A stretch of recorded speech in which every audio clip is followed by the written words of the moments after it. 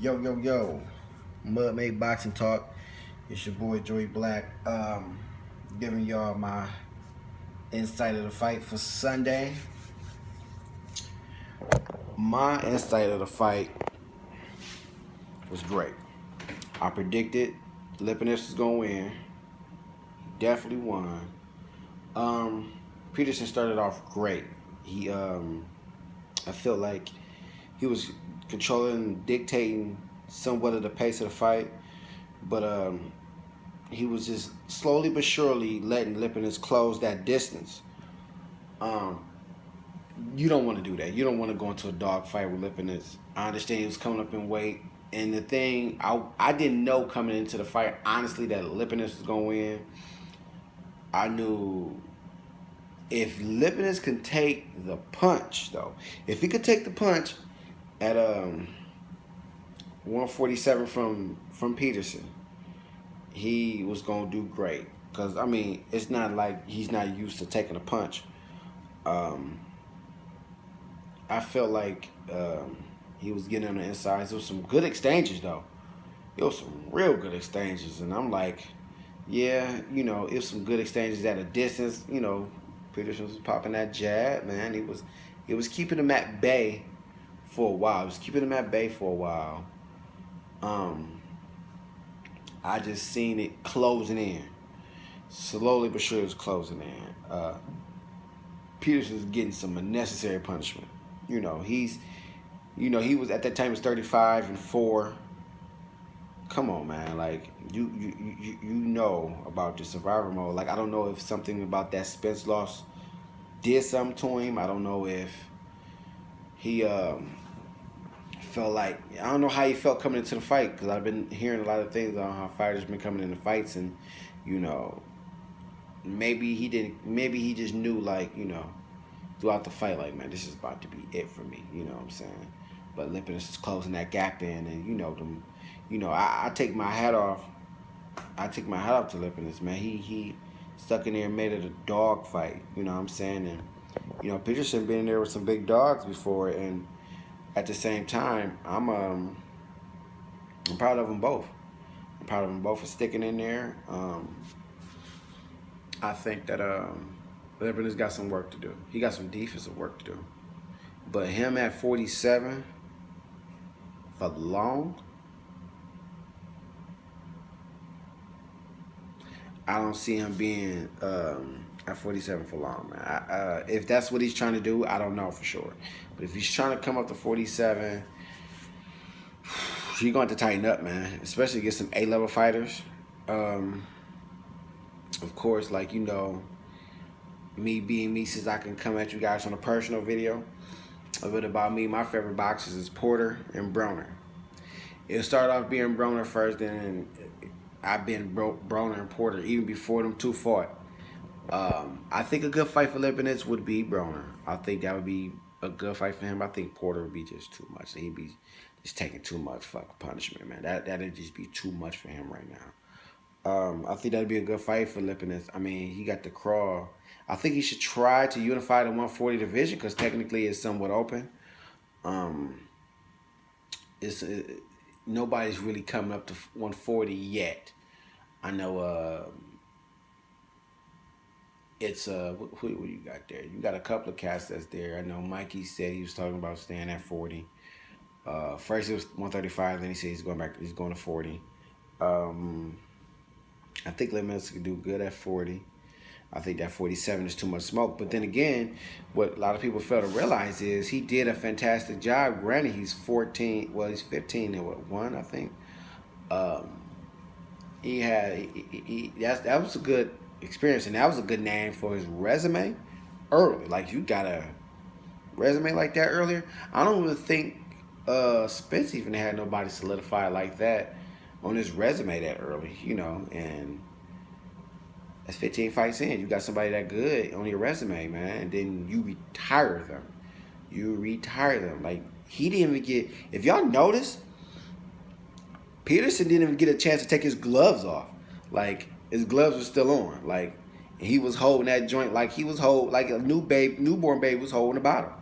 Like, he still had that in. So, I was like... I didn't think he was gonna retire, but when I seen his trainer come in the middle, I'm like, oh man, he let up and coming cat retire him. I'd have took another fight. I would have took a cool, easy going fight, but Peterson ain't never back down. I give him credit with that, and he got to get his just due. I mean, granted, his last two fights was AOs, but you got to give that man his just due, regardless of anything. So I applaud him.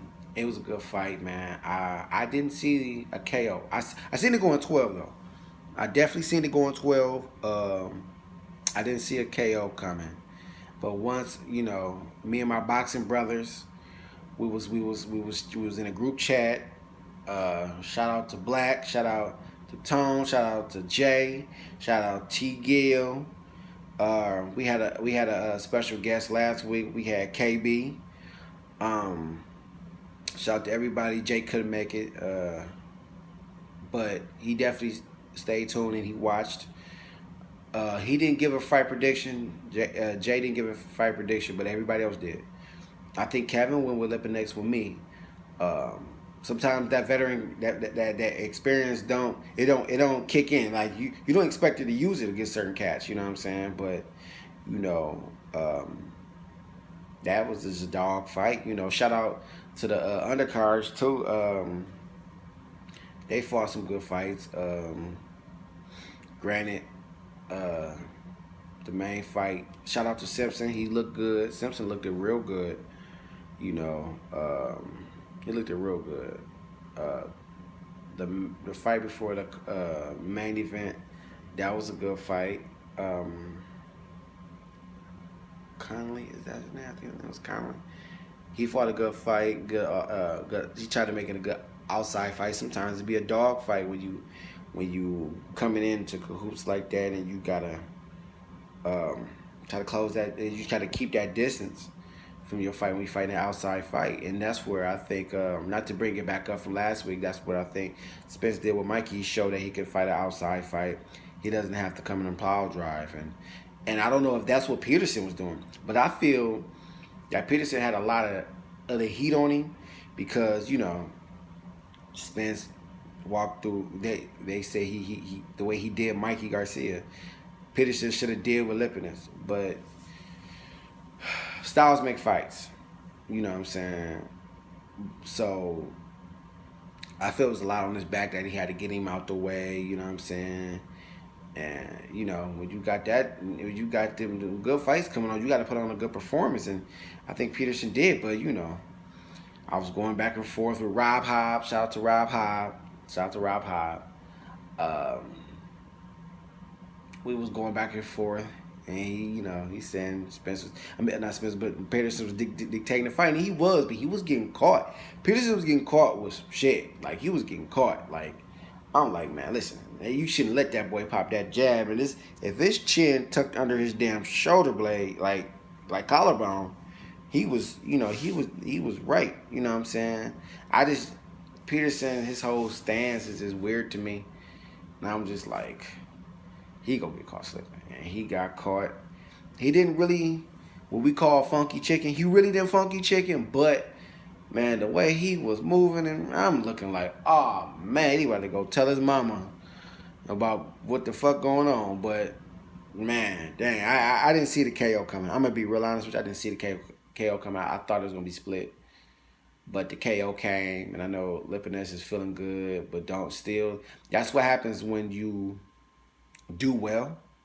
You do well in a fight, and then somebody might put something in your ear like, hey man, challenge this person, and that's when you start biting off a little more than what you can chew. I hope Lipinets go back and watch the fight, see how the fight was done, and you see how some of the experienced fighters how they work at 147. It may work out for him. I'm just saying now he's going to have to really tighten up on defense because even an A-level fighter, I can't see him beating Danny. Danny got a solidified chin. I think Sergey, Lipinets, he got a good chin. He got a good chin, but at the same time, how's it gonna do against an A-level fighter? How's it gonna do against a Keith? How's it gonna do against a Sean? Um, how's that gonna do? Like, I don't even see a good fight for Lipinets. Might be like at 47, might be like Brandon Rios. Uh, a good fight for him at 47, like I said, could be Broner. The thing about it is, can he outbox, and can them people keep him at bay? Can they keep him at a distance? Um, I think that he can. He got time. He's early. He's still somewhat early in his career. He still has time, and that time can build that experience. You can't learn from something unless you go through it. And going through it, I guess he'd be able to put that in different scenarios. So there's more fights to come. We got what's the next big fight coming? We got Crawford Khan, man. Breaking news. I mean, Robert Easter, Bartholomew. That's coming. Some good fights that's coming, man. And y'all just stay tuned, man. And hit that subscribe button. Hit that subscribe button. Make sure you follow us. Um, and then if you want us to comment below. If you want us to reach out and get in touch with some of these promoters or boxers or whatever, and see if we can get some insight about certain boxers that you guys might be looking for, and looking to see if what they doing, and if they somewhere active. That's a good topic. Just any feedback is good. Like I said, we still starting. Tom said we still starting up. You can always catch us. You can follow us on Facebook.